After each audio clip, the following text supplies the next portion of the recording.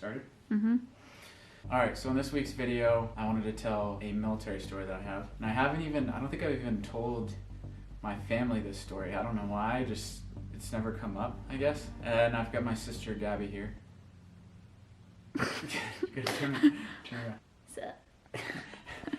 So I got my sister Gabby here. This will be the first time anyone in my family hears this, I think. I think and I think even you know this from like traveling internationally, it kind of shifts your paradigm of the world and you kind of understand the world differently. Mm-hmm. But then when stuff like this happens, it's just completely mind-bending. So this story takes place over a span of time while I was a cadet.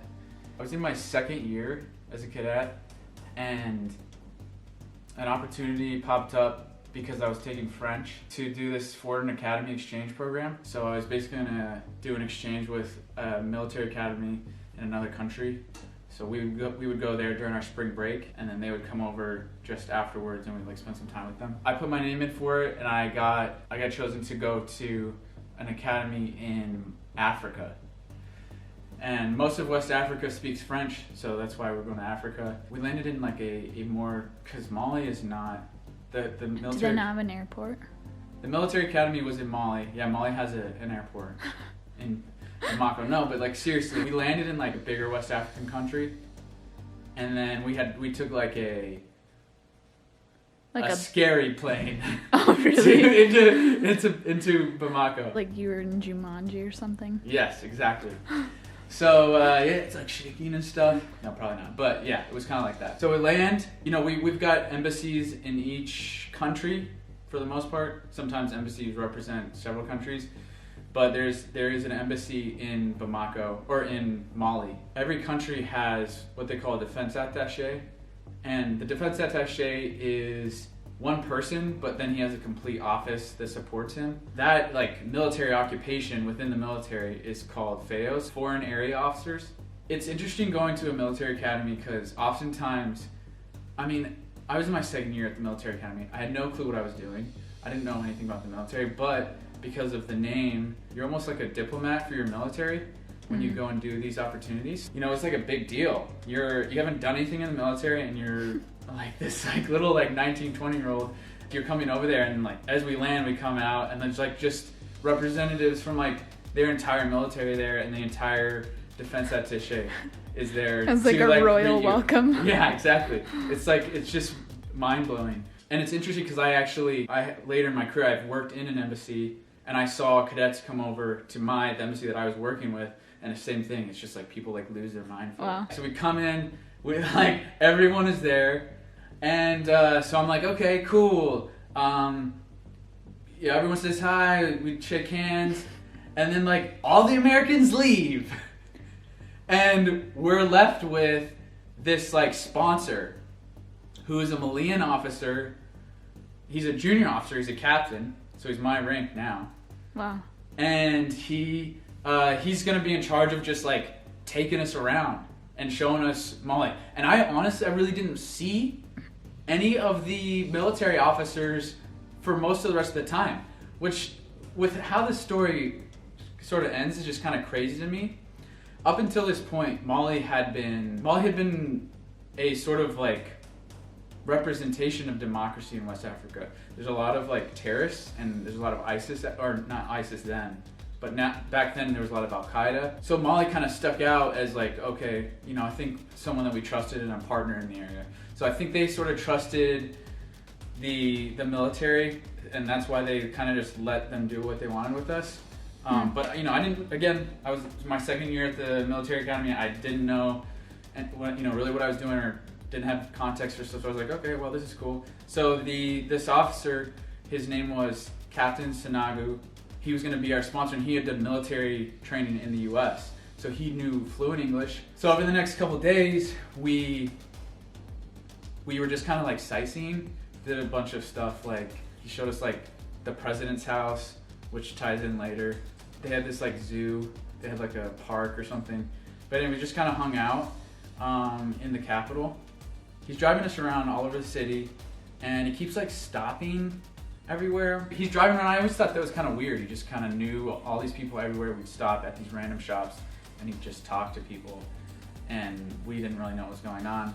I think he just kind of was parading us around, to be honest with you. It didn't mean much to me at the time, but it was still a little bit weird. So after a couple days, we're gonna go and do like an exercise, or at least sort of view an exercise that they are doing, that their academy is doing. One of the funny things that happened during that exercise was they didn't have a lot of resources, but they kind of, I could tell, were like pulling out all the stops to sort of impress us. And there are these things that we use, almost like flares, but they mainly just make a big sound. And it's supposed to like represent indirect fire. We had kind of just like set up a defense, and I didn't know what I was doing again. Like I knew just enough to be dangerous at this point. I knew what they were doing was just kind of like weird and off, but I was like, oh, whatever, it's in different military. Whatever we were gonna, I didn't really honestly know what we were doing. I was just kind of hanging out. And I remember at one point they took indirect, and you know, if you take indirect fire, you need to move.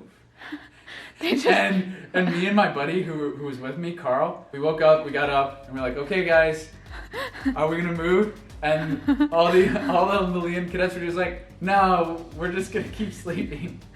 What? And they just stayed there. We were just taking indirect and we were like, okay, well I guess we'll. Did you just stay there? Yeah, we just stayed there and like for the rest of the night. Are you kidding me? We did a lot of things with them. I shot an RPG, Okay. rocket propelled grenade. Really, this entire time, Captain Sonogo is with us. He's with us through, like I said, driving us around town and showing us around. At the end, he got us a gift for our academy, and we took that back. There were like 2 main cadets that were gonna travel out to see us, that always hung out with us, that were always with us, and they ended up coming out to see us, but Captain Sonogo didn't. Mm-hmm. But we became pretty close friends, and I really liked the guy. He was really cool. We were supposed to get this African garment made for us because we couldn't find anything to fit us. It was like big Americans. We were supposed to get this garment made for us, and we gave him money, and we never saw it. It never, like, I don't know why I thought he would send it to us, but guess we'll go to the Republic. Just pocketed that. We never saw him again. So yeah, so we leave, we never see him again. We see our friends come over, and then that was in 2011. That happened.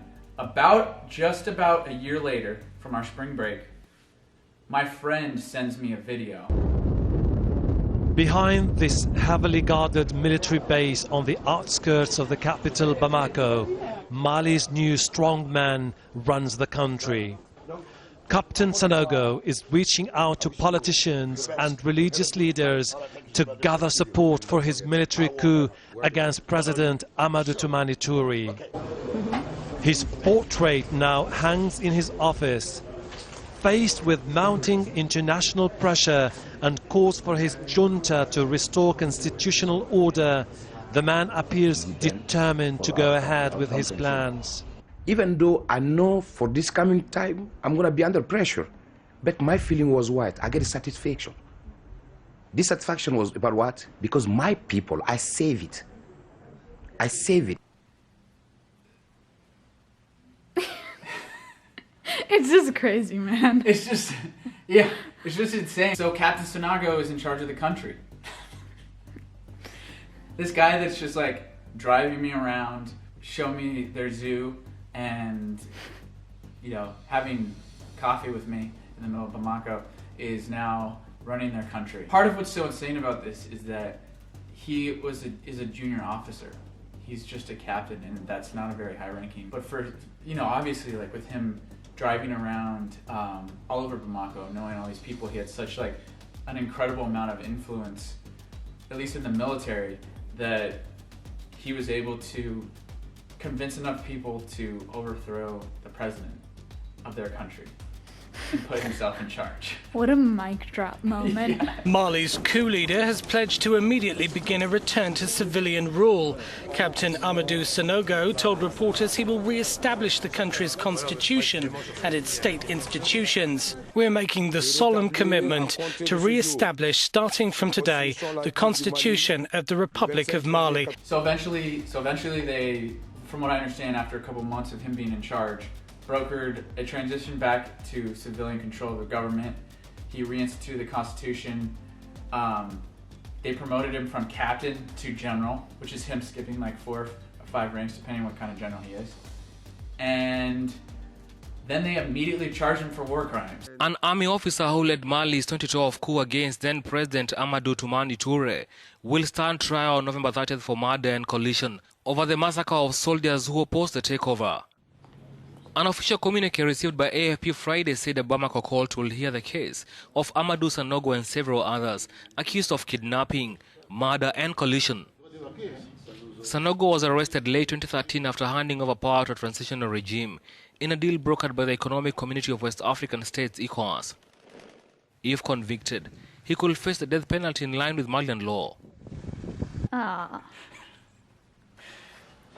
So, is he in prison? No, so I don't know. I don't think he is anymore. But I've been there, you know, it's weird being in the military because sometimes you're around these events just randomly that become historically relevant. And it's insane to me. It's hard for me to wrap my brain around the fact that my tour guide, while I was in Mali, 1 year later threw the country over.